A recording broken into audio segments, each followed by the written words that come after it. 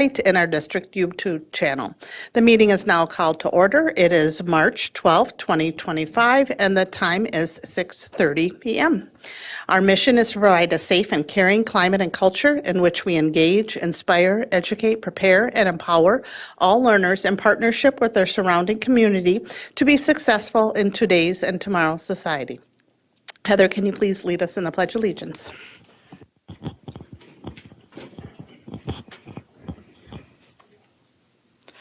I pledge allegiance to the flag of the United States of America.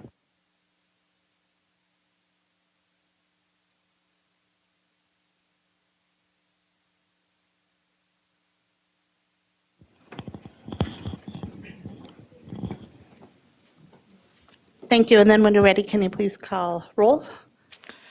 The following board members are present at the District Administration Office. Scott Andresen, Yes. Natalie Copeland, Here. Al Dahlgren, Somebody let Mr. Dragseth know I'm back.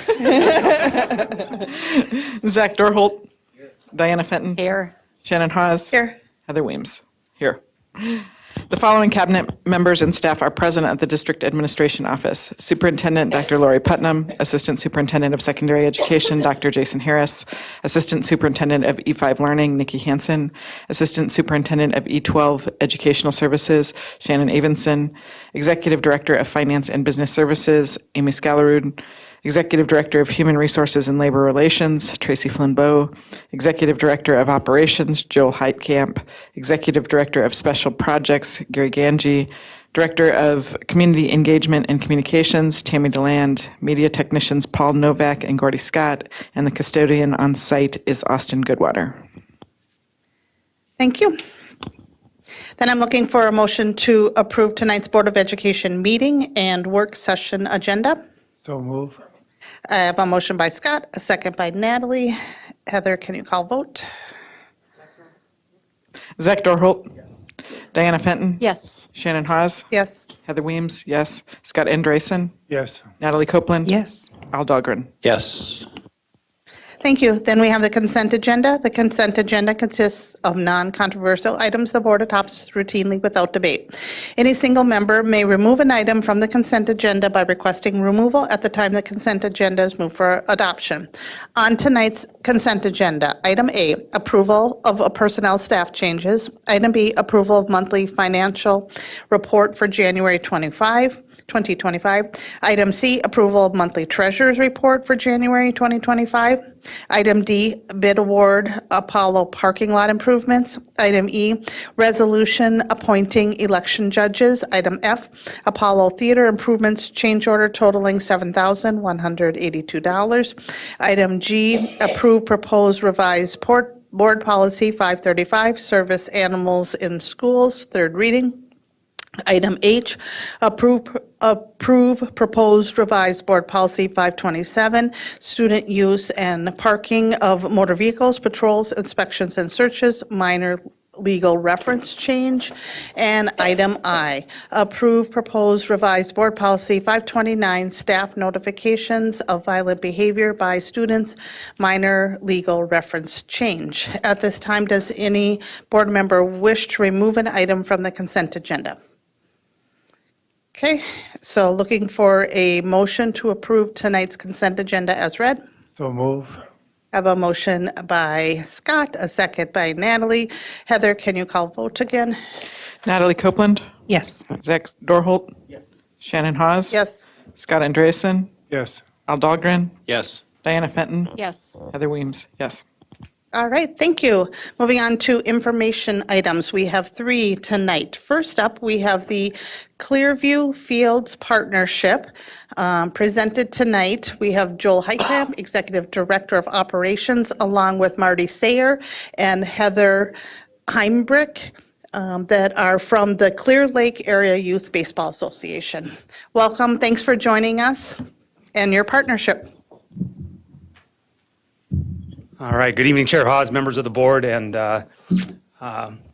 Superintendent Putnam. Sorry.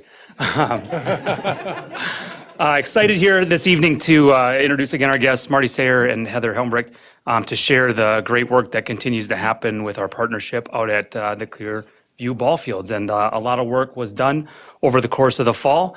And so we felt it was important to make sure that they had the opportunity to share both the partnership dating back to 2003, which they'll share about here in a second, and then the cool work that happened here in the last few months. So I'll turn it over to our guests. I'll drive the ship for you.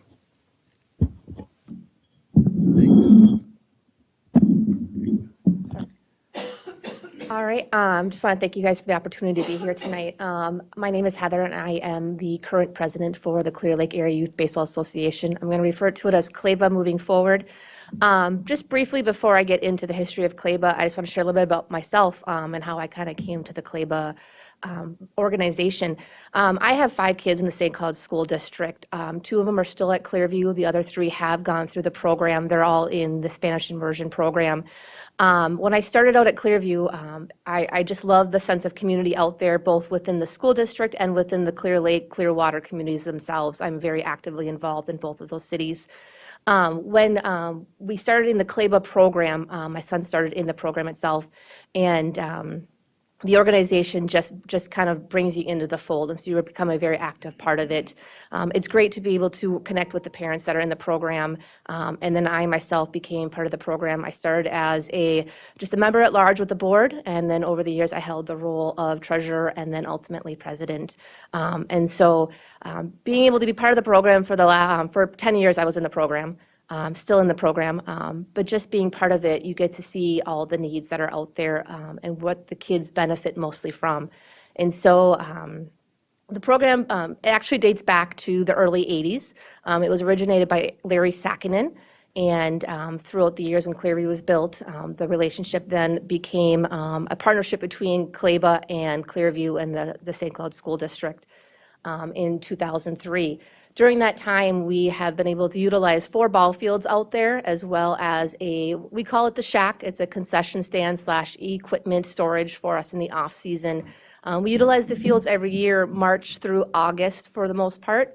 It is kind of a labor of love for everybody that's involved out there. We are solely operated off of volunteers and donations. And so our board goes out to local businesses, community members, partners each year to draw sponsorships to fund everything out there, from equipment for the players. We try to sponsor for youth who are not able to pay registration fees. We partner with local communities to get them in for preseason training opportunities, field maintenance, even down to pulling weeds and things like that. So it is very much a active program that we have out there. A big need that we've seen for years out there has been the dugouts.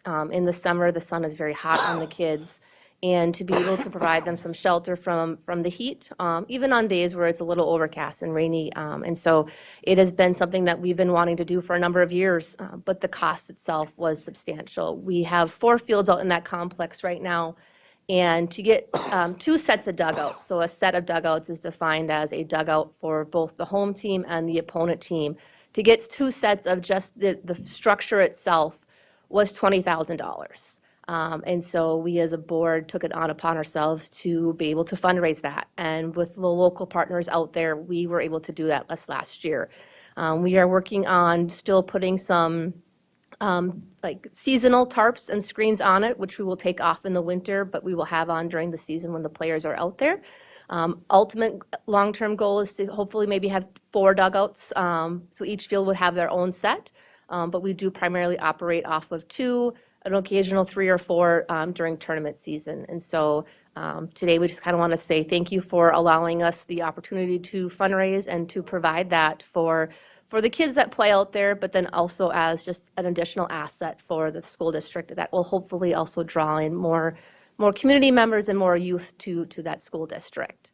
I think that's kind of where I will hand it off to Marty. If you're not familiar with the fields out there, so one of the fields is kind of a practice field, but there's 3 main fields and 2 again that we primarily use, and we'll show you which fields we did the improvements on. Yeah, we kind of covered all that. So our main sponsors for this were Clear Lake Lions and Clearwater Lions Club. They each donated $10,000. So in addition, so what was nice about this donation is we still put a lot more into the fields besides this. So again, the maintenance of the fields and we worked out basically an agreement with 742 that during the summer months, we're going to take care of these. So a lot of people spend a lot of time making them look good. They look a little rough right now. They're going to look better as soon as we get to spring here. But the dugouts are up. That's basically what they look like. One of our goals is fundraising, looking for new benches is where we're probably going to be going next to improve these, but it allows the kids the protection, from the sport of baseball itself for the people that are in the dugouts. And then again, we're going to have the shade protection for the kids because it does get hot out there in the summer. Just a couple more shots of it. That's an example of what we're looking at doing, but again, it gives that coverage protection with the roof. And again, that's something that we can put up in the summer, and then during the school year, we'll have that down. And it's obviously available for the school the whole time. Part of this deal is too that we realize as a baseball organization, we don't own this property. So we got to gift it to you. So it's a permanent thing there now. So any improvements we make out there, it's going towards the school district. We're just grateful to have the opportunity to service, it's 80 to 100 youth. And really what we can do on these fields is the T-ball, the coach pitch, and the Willie Mays. So it's primarily ages 12 down. So and I had two kids that went to Clearview Elementary, and they just got too old for these fields, and I finally got them dugouts. So anyway. Yeah, so besides the 2,000 and what we're doing there, again, we're going to try to get some new benches out there, at least for those two main fields, because that's what we use the most. But with that, thank you for your time. Any Okay, questions? anybody have any questions or comments? Scott?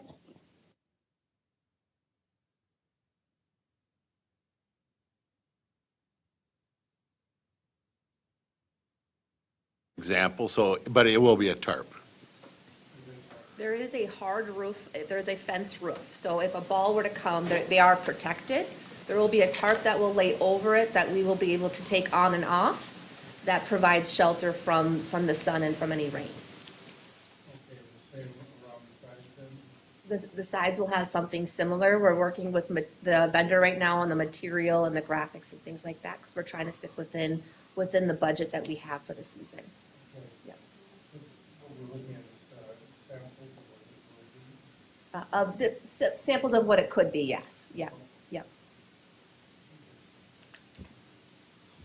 Anybody else? Al? Is there any bleachers there at all for parents? I There couldn't are- tell from, There are bleachers, but they also are in bad need of replacement. Yeah, there is one set of aluminum bleachers that we can pull off to the side or move, and then there's another set that is stationary, it's cemented in, but they are also in desperate need of replacement. Our focus will be on replacing the players' benches, because they are our prime focus of program out there. And then bleachers would be another significant expense. Most of the parents prefer to bring their They're- fold-out chairs, and they can come out there, but the bottom right field, that is the main field that we utilize. That's got the best set of benches for spectators to come out there.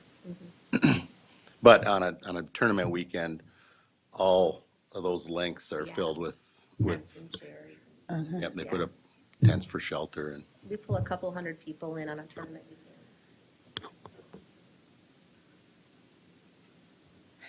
Anybody else have any questions or comments? Well, thank you for joining us. Thank you for your partnership and all the hard work you guys put into this. We're very grateful for it. Thank you. Thank you.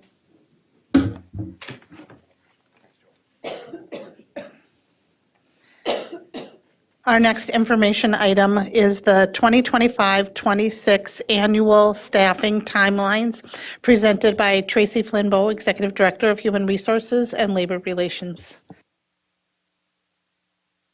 Good evening. There we go. I'm on. Superintendent Putnam and board members. This is just an informational item to set off for the board the staffing process and the timelines so you know what's coming next.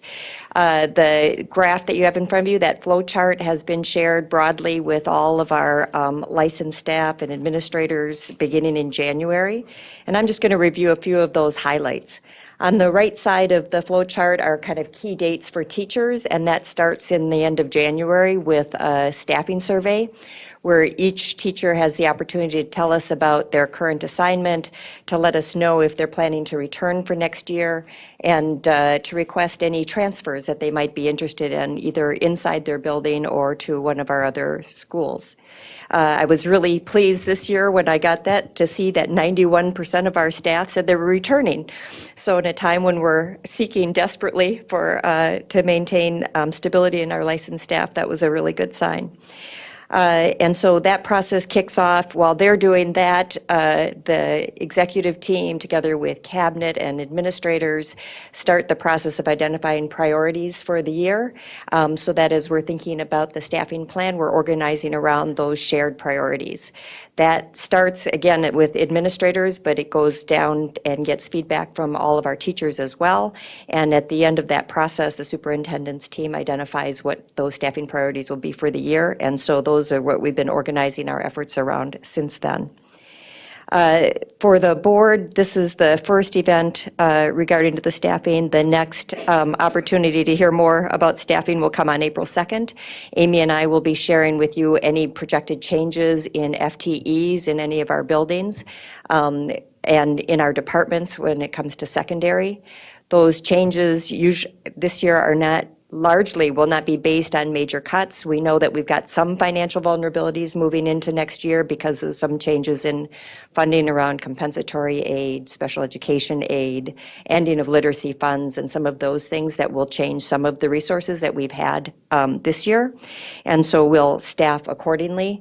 But typically, we're making those FTE projections based on enrollments in all of our schools. Again, early enrollment projections and conservative enrollment projections to make sure that we don't overstaff. And then registrations at the secondary level, which courses that our students are registering for. So we'll share that information if there's any major changes with you at that meeting. And then for our teachers, the next date that causes, some trepidation is that April 11th. That's the date that we notify any of our probationary staff about non-renewals. And again, that's based on this very early staffing plan. April is, the time that we have to finalize that staffing plan and make those notifications.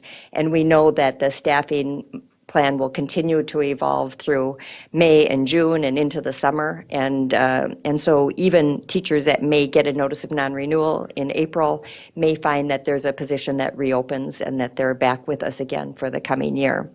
But again, we've worked really hard over the years with the SCEA to make sure, although that's a date that nobody likes if you're a probationary teacher, it's not unexpected. They understand what the process is.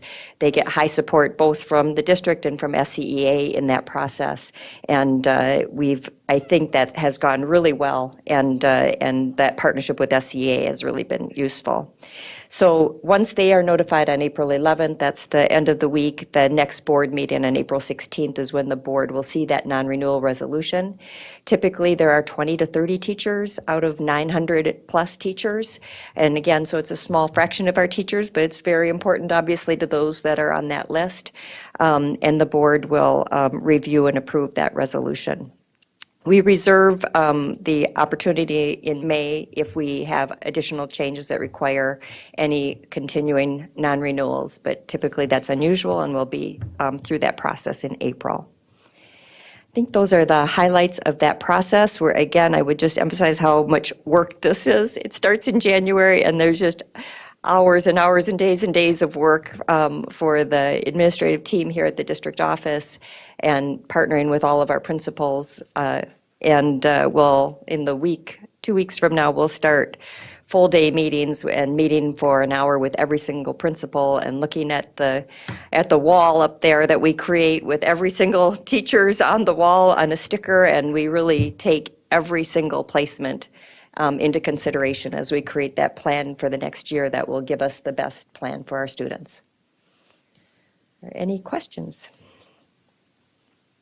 Scott? This is primarily driven by enrollment then? Enrollment and course registration at the secondary level. Okay, now, I've heard that Athos is planning on closing.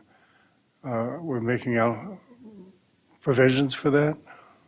Yes, yep, we're watching that closely. Thank you. All right.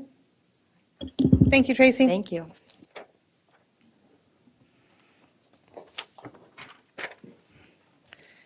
All right, our third information item tonight is the Say Something presentation, and Gary Ganji, Executive Director of Special Projects, will be presenting this tonight. Good evening. Let's set up here.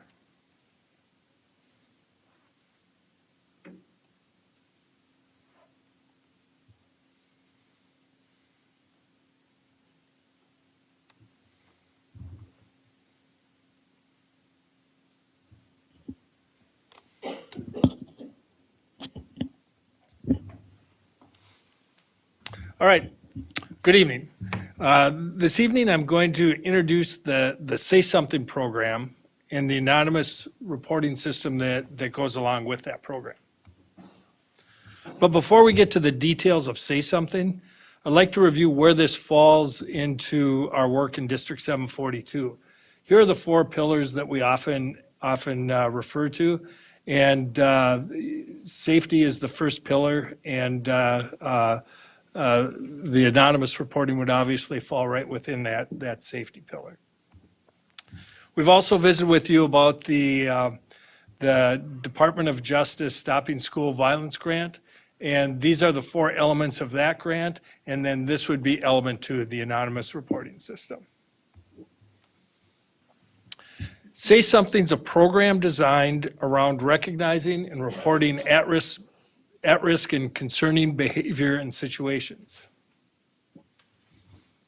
Say Something is made available through the Sandy Hook Promise Foundation, a respected nonprofit organization dedicated to improving school safety across the nation.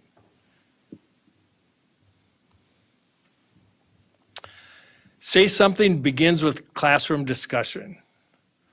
It is through this discussion that students identify trusted adults, the signs of at-risk behavior, and the difference between snitching to get someone in trouble and saying something to get someone help.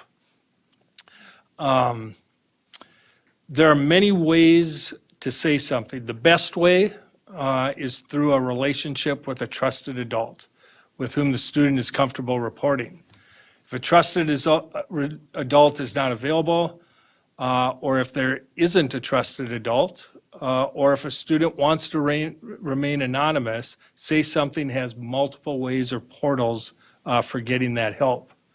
There's an app, there's a web link, text messaging is an option, and making a phone call is also an option.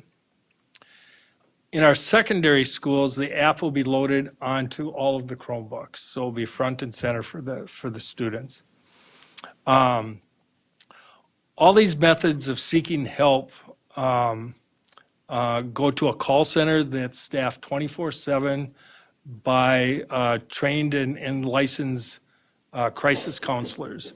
The call center vets the tips. They sort those into life safety and non-life safety, and then they're routed to different areas within the district based on that.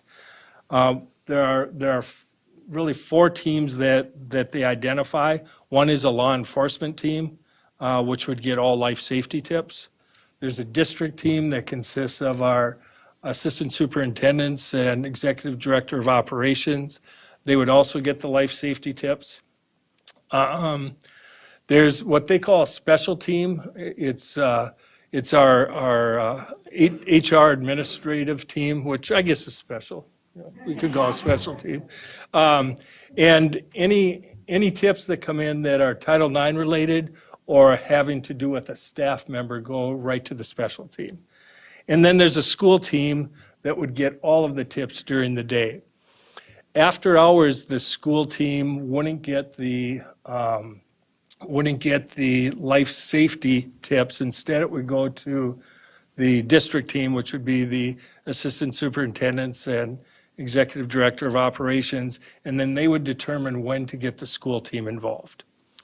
They'd still be involved, but it first goes there after hours. The school team is made up of building administration, counselors,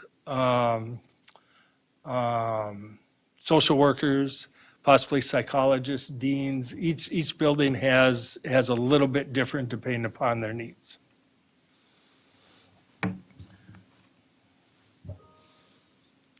The week of March 17th, Say Something will be launched to all of our 6th through 12th graders across the district. The classroom instruction is being delivered during Tiger Time, Eagle Time, Colt Time, and at McKinley and Catherine Johnson during other small group time. These are the concepts that are delivered through the instruction.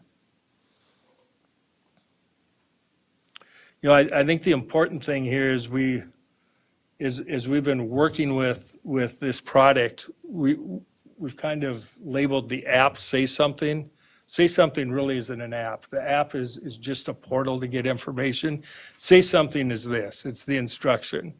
It's teaching the signs and signals. It's talking about trusted adults and how you develop that relationship and how to report.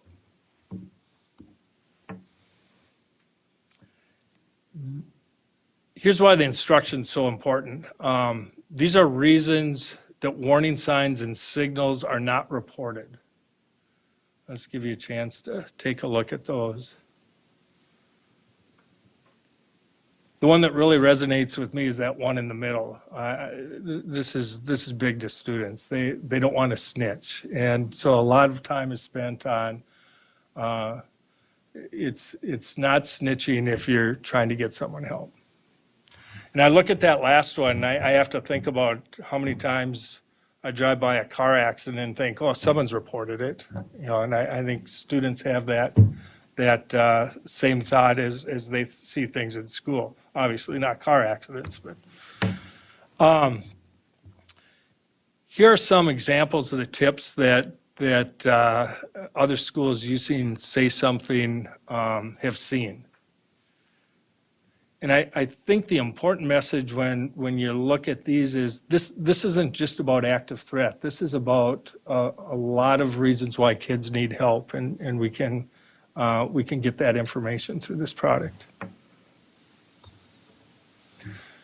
So let's talk a little bit about our roadmap to implementation. We actually started this last summer, and we've been going slow, and we've been real deliberate about it. And I want to point out some folks in the room that have been involved in the process. Joel has been there since the beginning. Tammy with the communication. Kelly Sayre is back there. Kelly is she's from the Diamond Arrow Group, and we've hired her with some grant money to help us with the rollout and training of the grant. Kelly has just a wealth of knowledge in situational awareness and behavioral threat assessment. So she's really been an asset. Thanks, Kelly. And Dr. Harris, too. He's really kept us at the forefront of the principal agendas at their weekly meetings, so thank you. So first thing we did is we had to build the teams. We had to identify who goes on that school team, who goes on the district team, who goes on the special team, and who's on the law enforcement team. Once we had that, then it was a matter of setting up credentials for everyone, setting up a portal for everyone, and then making sure that they can log in. And the portal is where they get tips. And so we just wanted to make sure that we covered all bases. Are they going to use a personal cell phone number to get a text, or their district phone? So it's things like that, a lot of logistics. Once we got everyone up and running, then it was a matter of doing the training of the district teams. And the training it was five modules, online training takes about an hour. And so we did the district team and the special team. The idea was to split these out so we could see what the training was, and then we could better explain to the principals what the school teams would see in the training. So then we did the school teams after that, and it was the exact same training, and got everyone trained there. Then we trained law enforcement, which include the 911 call center, and this was just a web meeting for a half hour with a crisis counselor from the Say Something call center. I thought this would be a real quick step, and it turned out that we needed to spend some time and dig a little deeper on this step. What we wanted to do is we wanted to make sure we aren't creating more work for our 911 call center. Dispatch is busy enough, so we talked about how do you want to receive a tip. We don't want it to be cumbersome. How are you going to deploy that tip? And then that's where we got St. Cloud PD, and we talked about that would go to patrol. It's not our SROs, it's the patrol officers. And so we talked a lot about, we get a life safety tip on a weekend. It goes to our district team. We know law enforcement has it. They'll reach out to us, but how does it get back to us? And so we needed to build a protocol, and Sergeant Kleinfelter was great help here. Built a protocol that the information would go back to him, then it could come back to us, and we could either clear it, we're good, or we could provide the additional supports that's needed come Monday morning. We're feeling pretty good, and then we realized we still got to dig a little bit deeper. We've got a big footprint here, 250 square miles, 6 law enforcement agencies. They're all going to get the tips, so we had to align everyone so they were using the same protocol. So now Way Park PD, St. Joe PD, St. Cloud PD, Stearns County Sheriff, Benton County Sheriff, and Sherburne County Sheriff are all using the same protocol, so we get the information back. Then we got to the point where we could test this. The tip test is a text goes out to everyone to say, this is a test tip, please respond. And so you pass the test if everyone responds. You just say, got it, yes, received it. But this is probably the most important step in this process, because if someone has a technical issue, there's a tip out there that we aren't dealing with. And so, we made sure everything was up and running. Then we got to the communication plan.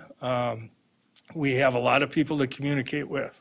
The school teams have very few staff on there that, we have administrators and counselors, but there are a lot more people in the building. And so we needed to get information out to there. That trusted adult could be a lunchroom helper. It could be a bus driver. Could be the evening custodian.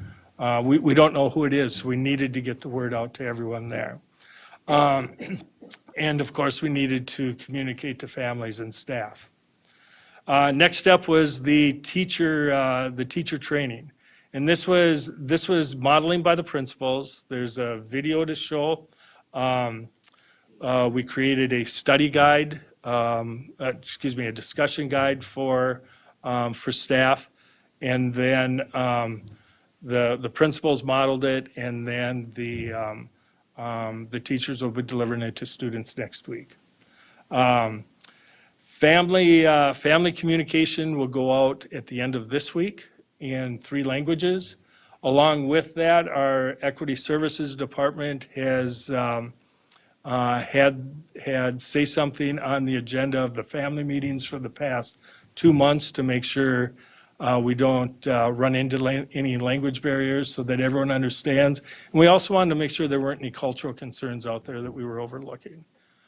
So that's taken place. And then, of course, it's the delivery to the students. So that's where we're at. You got 2 more steps to go and we'll be there. Work doesn't stop there. We need to continue to work with our school teams. We know they'll need support on managing tips and processing tips. Right before we started to roll this out, Say Something came out with a 4th and 5th grade curriculum for this. We decided let's roll this one out. Let's see how that goes for other schools, but we want to also keep that on our radar. And with that, I'll open it up for questions. Anybody have any questions or comments? Al?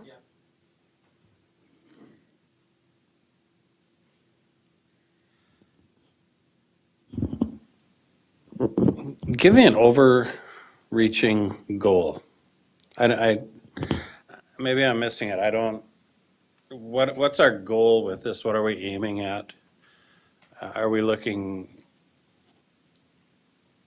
at behavioral situations within the schools? Are we looking at just anything? What do we, where do we want to end up? We want to identify at-risk behaviors, situations that could cause danger in schools. This is happening daily. I mean, not daily, but it's happening now where kids will report to staff. This gives us another portal for that. But is it in schools or is it community-wide? That's one question that I have, and then. It could be community-wide. We don't know what tips are going to come in, but when they're vetted, if it has nothing to do with schools, it would go to law enforcement. And what our goal would be those tips that impact our schools and our students. Is the grant, so now I'm still confused then, is this a coordinated grant coordinated with law enforcement and schools and communities? Or is this specifically run through schools and those other areas would benefit from it? The grant was submitted twice. First time it was through law enforcement and we were a partner. Second time it was through us and they were a partner. So I would say it's a coordinated effort with us and law enforcement.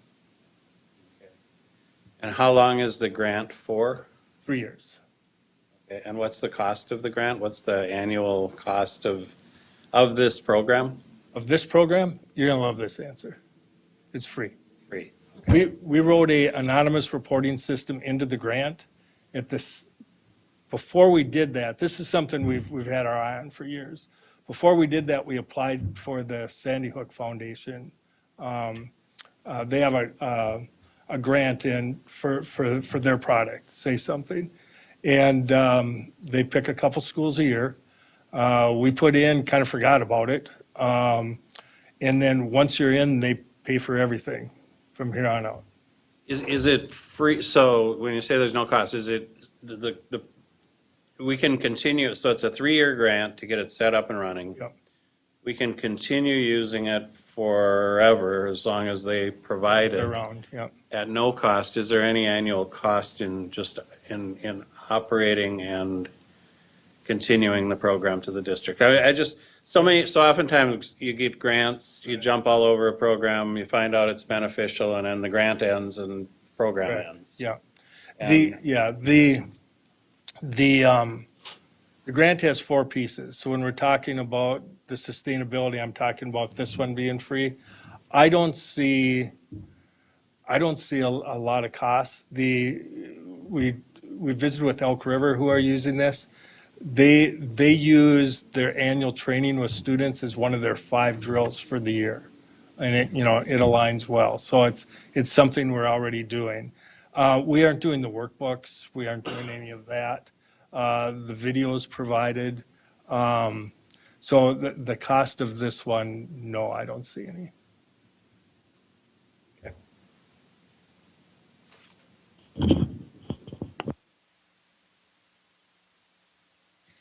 schools that are ahead of us at this, what's the report volume? We've asked that question to our Sandy Hook Foundation manager many times, and the answer, it's kind of a lawyer response, it depends. Sorry, Tracy. Yeah. Okay. The best answer we got was right when you roll it out, it's new and shiny, expect the volume to be higher and then it will level out. And that is a question from our principals. That's, everyone's wondering, yeah. So if what a student, younger student, not necessarily a high school student, but a younger student, so they can, besides talking to somebody at the school, how else do they do it? They could call, or they could go on the website, or, how would they know the number? Or is there something, So we're just doing it for 6th through 12th grade. 6 through 12, okay? We have posters in the building with Okay. QR codes. Our shift in cell phone policy, that slowed us down a little bit. We had to rethink that. Still, a student will be using a cell phone after hours, so we have to have a way that we can load that. We're using the QR codes when we're posting it online, so, shortcut to the app store, but it will be on all our devices. Okay. Okay. Scott? Can you tell me a little bit about the mapping setup? Sounds kind of cool. Yeah, it's probably that's probably another board meeting topic. That's a big one. But just in a nutshell, what it is, it's a tool for law enforcement. We've mapped all our schools, so when you if you're ever in the 911 center, you see a 911 call come in, it's a Google map. And it puts a dot right in the center of a building. Crossroads, it's right in the center. Walmart, right in the center. For our schools, it will put the dot right where the call comes. It doesn't matter if it's a cell phone or a landline phone. And then law enforcement can see that. If it's a cell phone and they hang up, that signal stays as the phone moves. As a matter of fact, we're testing that piece tomorrow morning just to make sure it's functioning right in some of our buildings. And the idea is quicker response because minutes save lives. I was just thinking, my granddaughter went to Boy Scout camp and forgot her pocket knife in her pocket when she went to school the next day. And I'm not sure how they found out, but she got suspended for a while. I would imagine that this program is, maybe she showed it to a classmate or something, but this is what, something like this caught her eventually. A tip could come in this way, or another student could have told a teacher, yeah, it's just another way for the information to come in. Thank you. Okay. Natalie? I just want to say that I think that parents that I've talked to about with concerns with safety are really going to like this, and some of the parents that we've talked to, both of us, when we were talking about, that this is going to be rolled out, it's really well received. And I really, of course, for life safety, those sort of instances, that's what we first think of. But I really think of, in my middle school teaching days, of the kid who nobody really talks to or listens to, or, and the kid themselves doesn't say anything. And then maybe they say one thing to one person and it's really scary. And so I just really like it. I don't like that, but I like that we have there can't be any hesitation on our part to roll out all of the ways to keep our kids safe, even sometimes from themselves. So I really appreciate your work on this. Thank you, Gary. Al? One more question on the, just, so you say the calls are vetted. If a call goes in, it's vetted, and then it's routed back to the school district. Who vets and how do they vet? And what if they mistakenly vet? I mean, would a call go in and in the process of being vetted, it wouldn't come back? It would be determined that it wasn't serious, or? We would get all the calls back. By the vetting, it would be whether it's life safety or non-life safety. So When- 100% that go in will come back? Yes. And I think the ones that would be prank would probably end up with PD, in their But those- bucket. Yeah, Prank will still come back? yes. So yes. nobody's determining whether something is serious or not, Right, or right. they send it back? Okay, Yeah. that makes more sense. Yeah. And when we've asked, they err on the side of caution for life safety. All right. All right. Thank you very much.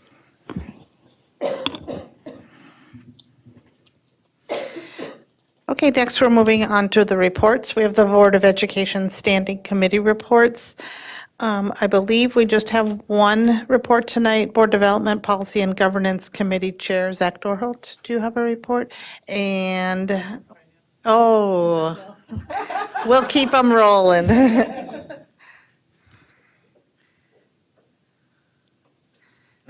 So for February of 2025, the committee met on the 26th. Assistant Superintendent Harrison and Avinson presented proposed board policies.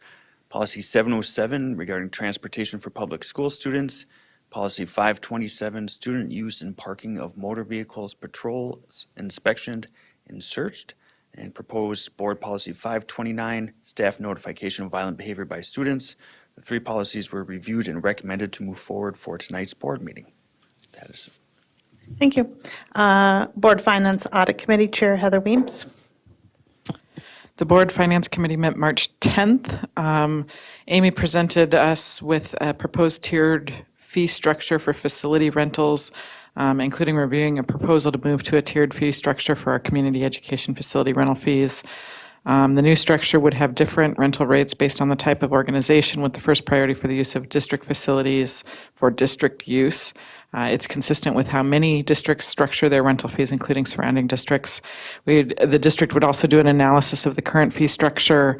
However, the fees have to be approved through the Community Education Advisory Council. We'll begin the process only if referendum question 2 is approved, because the tiered structure would likely result in the reduction of some existing fees, and the revenue from the new facility would be used to offset the reduction in revenue from existing facilities. We talked about FY26 and FY27 special assessment costs. We were informed the committee that the district has approximately $400,000 in special assessment costs for city water, sewer, street, and sidewalk improvements at Talahi and Westwood that need to be paid for 2025-26, and we are legally obligated to pay for these. Because it is a one-time cost, we will not make permanent reductions to pay for them, but will instead use unassigned fund balance. This will result in 2025-26 general fund budget that the board approves in June being a $400,000 deficit for the year, but it will not bring us below the minimum unassigned fund balance percentage we set in board policy. We talked about the primary election for the November special election. Because we are currently opted into the primary system for November elections, we'd have to hold a primary election in August for the November special election to fill the vacant board member seat unless the board approves a resolution to opt out before April 12th. Since the primary election would be at the district's expense, the committee agreed that we would not want to hold a primary election in this instance. Our attorney is working on drafting a resolution, and this will come to the board for approval on consent agenda at the April 2nd board meeting. We got a phone system update. Katie presented information on the need to update our current phone system due to our current NEC system becoming obsolete in the U.S. market. She discussed the pros and cons of 5 options which were considered, and the recommendation is to move with 3CX. That transition will occur this summer. The ongoing annual cost for the new system will actually be less than our current costs. However, there's a one-time cost to convert the new system, which includes actual new hardware as well as conversion costs. The purchase of the hardware will occur this spring and will be funded through a one-time TIF reimbursement the district received, which was not budgeted. The conversion costs will occur after July 1st and will be included in the 2025-26 budget that the board will approve in June. Thank you. Personnel Negotiations Committee Chair Natalie Copeland. Yes, we met on February 25th. We talked about 2 different things. One was what you've seen already with the 2025-2026 staffing timelines. And then administration presented information regarding the restructuring of administrative team for 25-26 as well, for alignment to district priorities and budget reductions in anticipation of funding changes for 25-26. And then also administration reviewed plans to reimagine the district retirement event to focus on school and department-based celebrations with board acknowledgement at a meeting. And that's it. And then, dare I ask, did achievement integration and, okay. There was one committee left, is Legislative Committee, and recognizing that Al Dahlgren is back, first meeting tonight here, and he will be taking over Bruce's positions, and one of which is that he will be chair for the Legislative Committee. Welcome back, Al. All right, we are moving right along tonight. So I'm looking to adjourn our regular board, a motion to adjourn our regular board meeting. Oh, no, I lied. I have future agenda items. Future agenda items, the March 19, 2025 regular board meeting topics will include the Local Education and Activities Foundation report, otherwise known as LEAF, a system-wide literacy progress and next steps, appoint board members to award diplomas at Apollo and Tech commencements, and policy readings. At this time, does any board member wish to suggest a future agenda item? Okay, and then if you caught that next board meeting, will you think if you want to hand out diplomas, so we can make that decision next time. Now I'm looking for a motion to adjourn our regular board meeting. So move. I have a motion by Scott, a second by Natalie. All in favor, say aye. Aye. Okay. The regular board meeting is adjourned at 7:22 p.m. and at that same time, we are opening up our Board of Education work session. We have one policy reading tonight. It's a first reading of proposed revised board policy 707, the transportation of public school students, presented by Shannon Avenson, Assistant Superintendent of E12 Educational Services. Good evening, Chair Haas, Dr. Putnam, and members of the board. I am happy to bring forward Board Policy 707 tonight. As you can see, we have not reviewed this for a couple of years, so it was timely. Also, we had received some recommendations from MSBA and some other legal guidance that we could add some language to this policy to support our transportation department and special education needs. And so I want to start by saying that a majority of the items that you see, if not all, are really state and federally statute related. So you will notice that as I go through, I won't read everything. It's pretty comprehensive. But the reason that there's not a lot of language changes or very, very minimal is because we can't change them. They're federally and state legislate. Yeah. And so just pointing that out for our team. So I'm going to begin by looking through, we have the purpose of this policy is to provide for the transportation of students consistent with the requirements of the law. So that's the overall purpose of this policy. not making any changes to purpose or general statement of the policy. When we get into definitions, you'll note, like we have in previous policies, just some language updates by MSBA. So we have made those changes as recommended.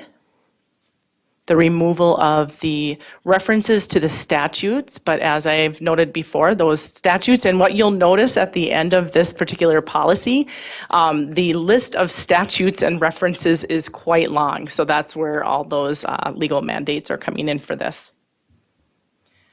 One change that I did recommend to our team is, our board policy team, is the change back from the language of transitional back to homeless, and you'll see that throughout this document. I am not aware of that first when we went from homeless to transitional, what the decision-making was behind that. But in looking at the McKinney-Vento Act and additionally the definitions that are given to us, the transitional term is not one that is widely used. That is something that we use internally in our district, and that is purposeful. We will not change our internal language. We will continue to call our programming transitional programming. We prefer that language. However, when it comes to the definition, we felt strongly that we needed to go back to the actual definition that is within the McKinney-Vento Act. And then, if I'm going to keep going through, that is, you'll see that homeless to transitional has been changed throughout the definition, and then that will show up as we go throughout the remainder of those definitions and pieces. Okay. I'm going to keep going through, again, just some statute updates as recommended by MSBA. No changes to eligibility. Transportation of non-resident students, again, just some statute updates there, taking out the reference to those. And that is similar for transportation of resident students to non-district schools. And again, with special education students and students with a disability and temporary disabilities.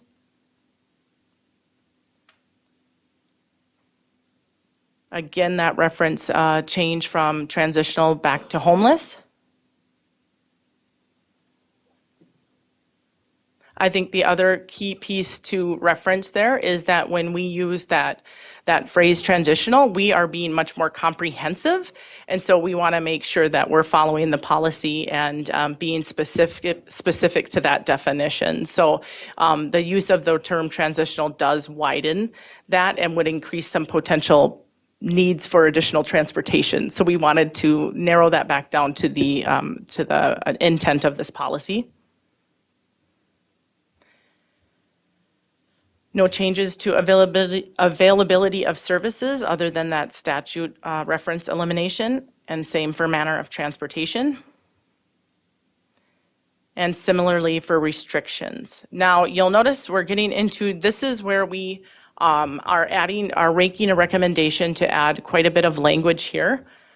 There are a number of districts throughout the state that have added language around what is reasonable transportation requests.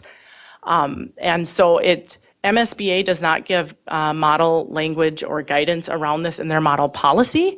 But I did work with Amy Mays, our legal advisor, to come up with some language, and they have actually given this exact language to other districts that's been advised. I will say the first piece here, and I won't read the entire definition for you, but in looking, it basically is referencing closer facility. We can refuse to transport a student to a care and treatment facility if another care and treatment facility is at least 10 miles closer. There are some exceptions around that regarding insurance. And again, I want to point out that the word is may. We may. And so this just gives us that opportunity when looking at some of these requests that we get to have some ability to look at what's reasonable within those requests. That language mirrors what has been recommended by Amy Mays to other districts as well and is being used. When you look at the Part B, 50-mile radius or 60 minutes, the district may refuse to transport a student to or from a care and treatment facility that is located more than 50 miles outside the district's geographic boundaries or 60-minute drive from the school district, not to exceed either. This language we did shift a little bit internally, but Amy again agreed that this language would be appropriate. Some of the guidance has been a 40-mile radius, and we just felt, and again in consultation with our transportation services, Joel Heitkamp, and my special education directors, this seemed like a much more reasonable based on our geographic location and what we are currently doing. And so that is why we went with this recommendation instead.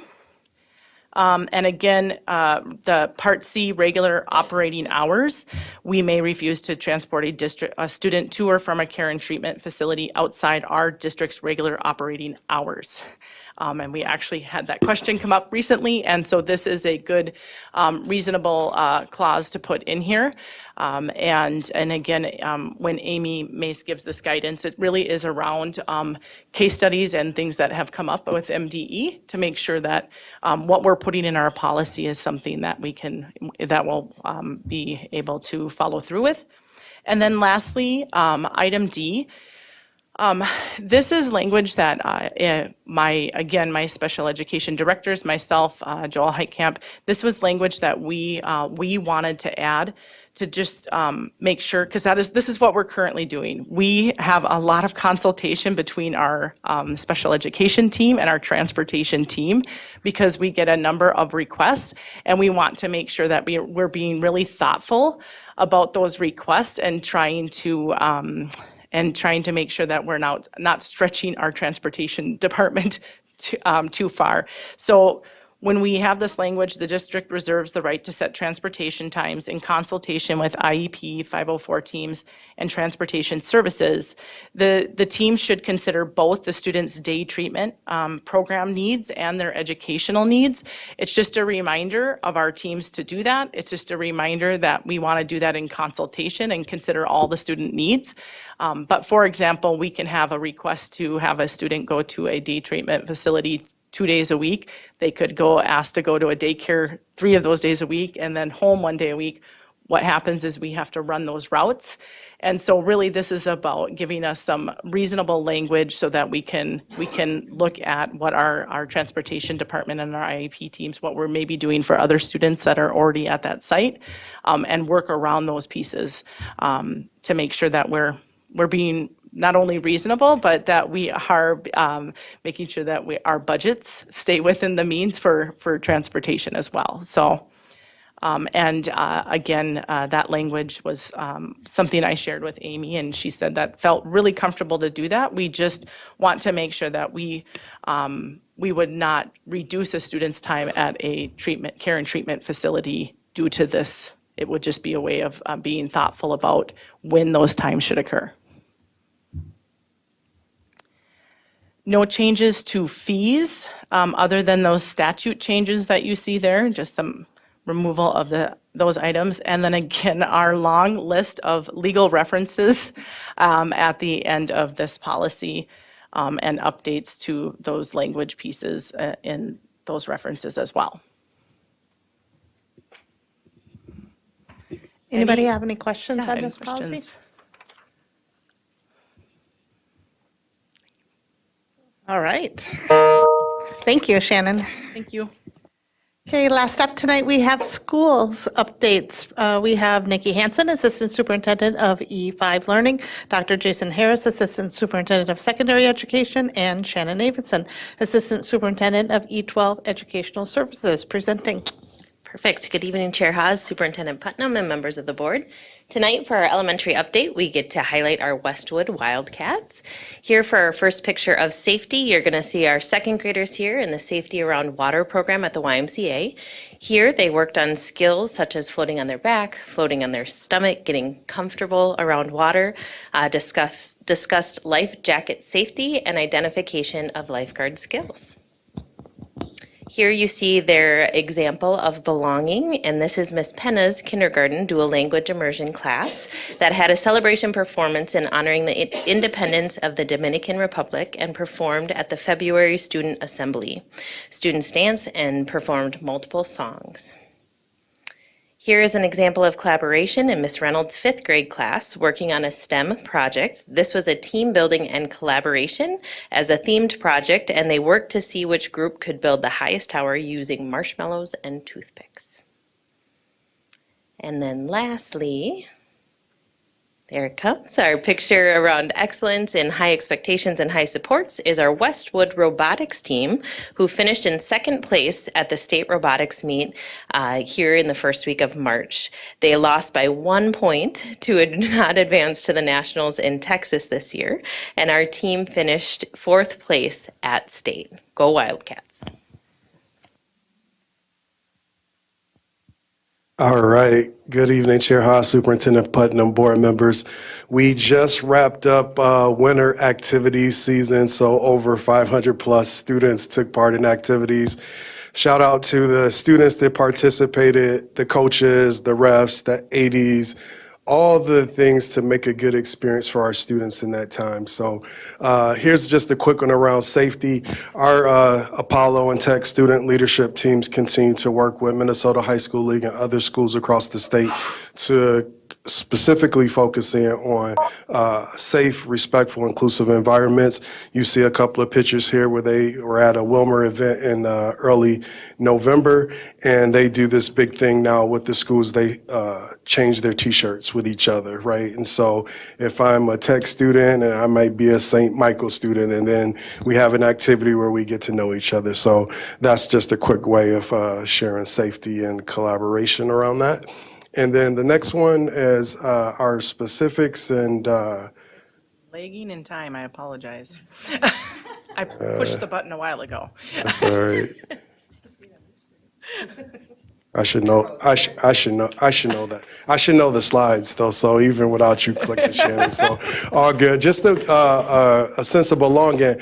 Our Somali female students have really found belonging in our DECA activities. They have been competing within the state in the last month, and multiple communications, specifically in the areas of retail, merchandise, and human resources. They've qualified in the top students around across the state, and they've been really kicking butt. So here's a great way with collaboration, Tech South, North, and Apollo, specifically around collaboration. All our teams are competed in state in robotics.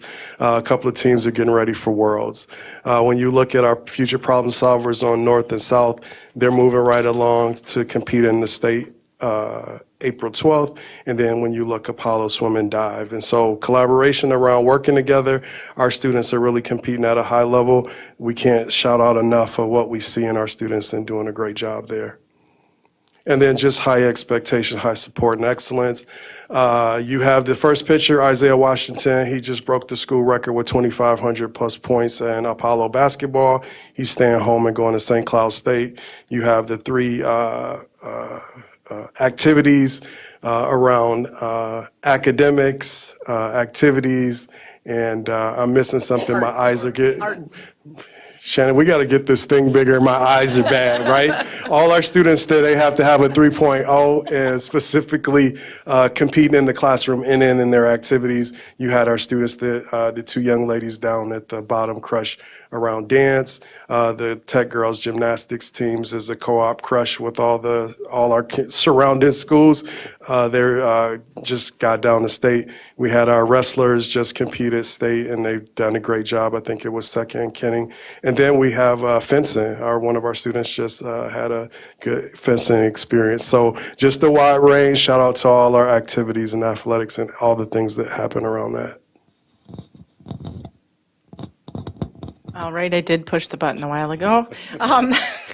Here, I'm gonna refresh quick. Oh, there we go. All right.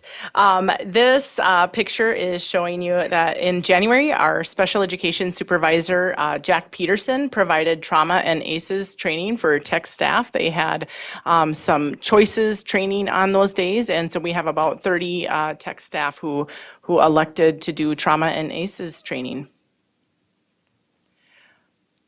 All right, there we go. Belonging, I couldn't help but share these awesome pictures.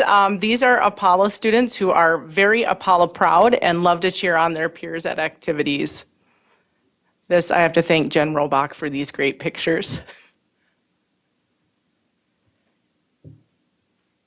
It's these guys can see it on my screen behind me, so they know. Collaboration. Again, Westwood highlighting, again, Jen Robach sent me this beautiful picture of one of our Westwood students who was nominated for Student of the Month from our wonderful nutritional services staff. And the word of the month for that month was honesty. So he was exemplifying honesty. One more. It's coming. All right, high expectations, high support.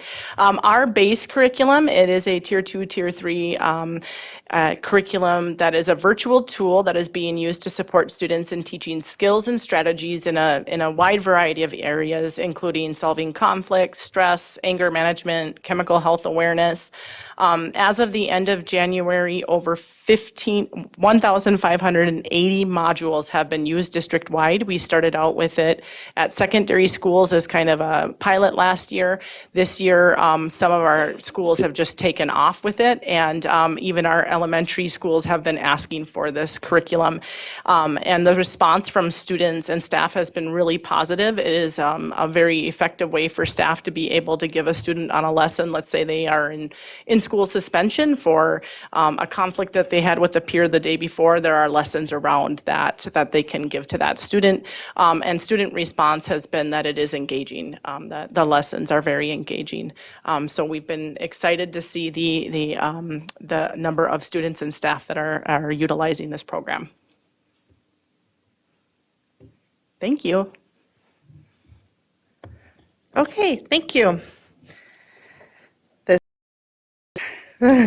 Looking for a motion to adjourn tonight's work session. So move. And do I have a second? Motion by Scott, a second by Natalie. All in favor, say aye. Aye.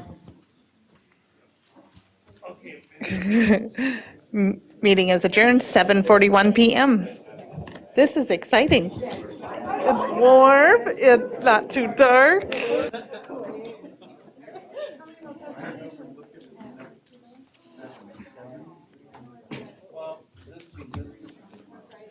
I know. It's just by